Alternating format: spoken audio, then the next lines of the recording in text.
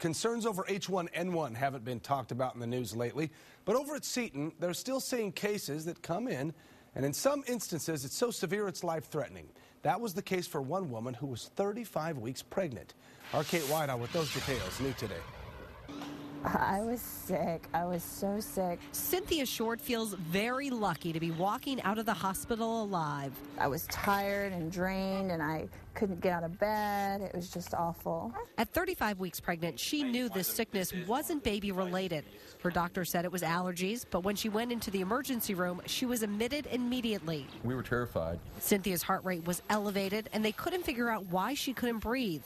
After an emergency C-section, her condition didn't improve, so she was transferred to Seton. Doctors gave a grim outlook. She's in a really critical condition at this point, and there's really only one other alternative to what we've already tried thus far. That was this machine called ECMO. We enabled her lungs to rest and get through the disease process. For 17 days, Cynthia was mostly unconscious as the machine took her blood out of her body before it reached the heart, pumped it with oxygen, and put it back in so she was able to survive. Her lungs were so sick they could not transfer that oxygen into the blood or take the carbon dioxide out of the blood.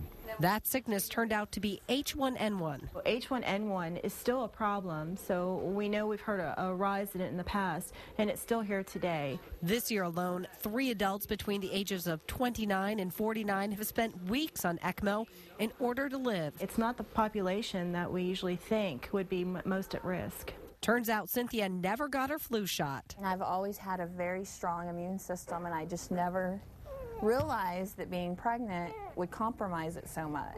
But I'll be first in line next year. With her family right behind her. Kate Whiteout, KXAN, Austin News. Wow, just saving lives. That is a cool story. 517, the ECMO program at Seton. It's only been around since August. To learn more about that and the H1N1, we have links on our website right now for you. Just look for this story at KXAN.com.